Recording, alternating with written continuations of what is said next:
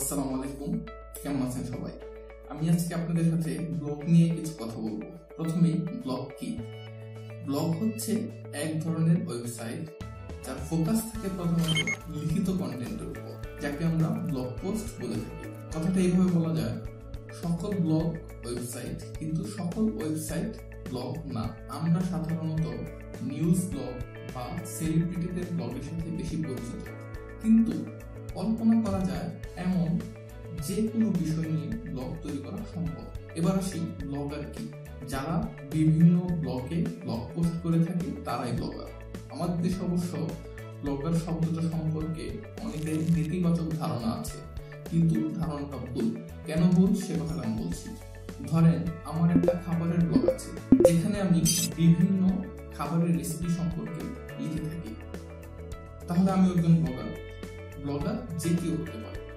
সাধারণত ব্লগাররা তাদের ব্যক্তিগত পরিপ্রেক্ষিত থেকে বিভিন্ন জিনিস বর্ণনা করে থাকেন, যা সরাসরি তাদেরকে তাদের পাঠকের সাথে কানেক্ট করে দেয়। পাঠকের সাথে কানেকশনটাই হচ্ছে ব্লগিং এর সবচেয়ে বড় সুবিধা। এর মাধ্যমে আপনি আপনার পাঠকদের সাথে সরাসরি কানেক্ট হতে পারবেন। সাধারণত ব্লগ সাইটের বিশেষ কিছু বৈশিষ্ট্য আছে, যেমন 1, ব্লগ সাইট নিয়মিত আপডেট হয়। 2, ব্লগ সাইটে সাম্প্রতিক পোস্টগুলা প্রথমে দেখায়। 3, ব্লগ সাইটে পাঠকরা কমেন্ট করতে পারে। শুরুতে কিন্তু ব্লগের নাম ব্লগ ছিল না, শুরুতে ব্লগের নাম ছিল weblog, তারপর weblog থেকে সংক্ষেপ করে ব্লগ নাম হয়েছে। আপনার কি ব্লগ শুরু করা উচিত? সাধারণত ব্লগিং নিয়ে আমাদের একটা ভুল ধারণা আছে, সেটা হচ্ছে ব্লগিং শুরু করতে হলে অনেক ভালো লেখা করতে হবে। ধারণাটা পুরোপুরি সঠিক নয়। সাধারণত আমরা ব্লগ করি নতুন কিছু জানার জন্য, নতুন কিছু শেখার জন্য। অধিকাংশ ব্লগারই খুব সহজ সরল সাবলীল ভাষায় ব্লগ লিখে থাকেন। আরেকটা বিষয় হচ্ছে, আপনি যে বিষয় নিয়ে ব্লগ করতে চান সেই বিষয় নিয়ে আপনাকে একেবারে বিশেষজ্ঞ হতে হবে, বিষয়টা এমন না। ধরেন যারা খাবারের ব্লগগুলা করে থাকে, খাবারের ব্লগের যারা পাঠক, তারা কোনো খাবারের বৈজ্ঞানিকের কাছ থেকে কঠিন কঠিন ভাষা শুনতে চায় না। তারা চায় এমন একজন মানুষের কাছ থেকে কিছু অভিজ্ঞতা শুনতে, যারা সত্যিকার অর্থে কিছু রান্না করেছে, অথবা তারা রান্না করতে গিয়ে কি কি ভুলের সম্মুখীন হয়, এইগুলোর সমাধান। সুতরাং আপনি যদি ব্লগিং শুরু করতে চান, সেই বিষয়ে আপনার একেবারে বিশেষজ্ঞ হতে হবে, বিষয়টা এমন না। তবে হ্যাঁ, বিষয় হচ্ছে আপনি যে বিষয় নিয়ে ব্লগিং করতে চান সেই বিষয় নিয়ে আপনার একটা প্যাশন থাকতে হবে, আপনার ভালো লাগা থাকতে হবে। তা না হলে আপনি ব্লগিং ভালো করতে পারবেন না। এক কথায় ব্লগিং হচ্ছে আপনার জ্ঞান, অভিজ্ঞতা পুরো বিশ্বের কাছে ছড়িয়ে দেওয়ার একটা মাধ্যম বা উপায়। এখন কথা হচ্ছে, আপনি কেন ব্লগিং করবেন? ব্লগিং অনেক মানুষই অনেক কারণে করে থাকে। ব্লগিং করার মাধ্যমে আপনি ভালো একজন লেখক হতে পারবেন। ব্লগিং করার মাধ্যমে আপনি ভালো ইনকাম করতে পারবেন। এমনকি ব্লগিং করার মাধ্যমে আপনি একটা কমিউনিটি সৃষ্টি করতে পারবেন।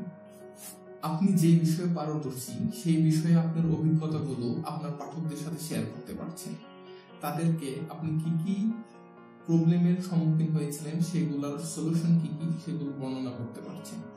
এতে করে আপনার পাঠকরা আপনার কাছ থেকে অনেক নতুন কিছু শিখবে। আপনি যদি ভালোভাবে ব্লগিং করতে পারেন, তাহলে অবশ্যই ব্লগিং একটা লাভজনক বিষয়। পৃথিবীর শীর্ষ যত ব্লগার আছে তাদের অনেক অনেক ইনকাম।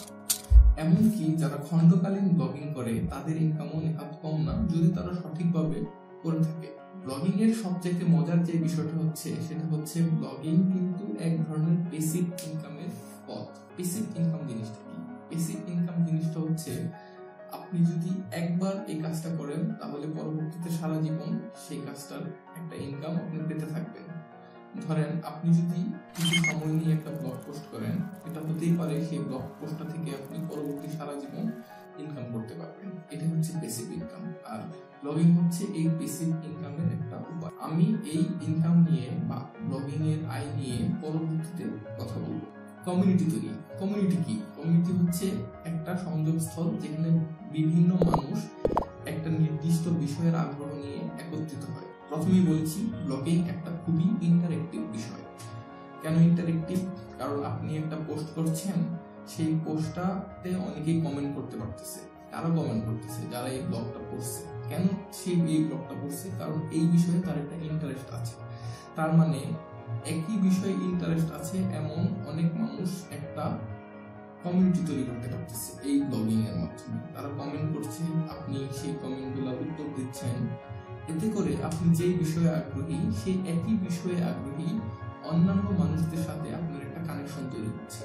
এতে করেই আপনি একটা কমিউনিটি তৈরি করতে পারছেন। আপনি আপনার অভিজ্ঞতা থেকে তাদেরকে নতুন কিছু শেখাতে পারছেন, এমনকি আপনার পাঠকদের কাছ থেকে নতুন কিছু শেখার সুযোগ রয়েছে এই ব্লগিং এর মাধ্যমে। ব্লগিং এর সম্ভাবনা, পাঠক শ্রেণীর একটা বড় অংশ কিন্তু এখন কাগজ নির্ভর বিভিন্ন উৎস যেমন পত্রিকা, ম্যাগাজিন এগুলা থেকে ক্রমশ ইলেকট্রনিক মিডিয়ার দিকে ধাবিত হচ্ছে। সেটা ডেস্কটপে হোক, ল্যাপটপে হোক, স্মার্টফোনে হোক, ট্যাবলেটে হোক কিংবা ই-রিডারই হোক।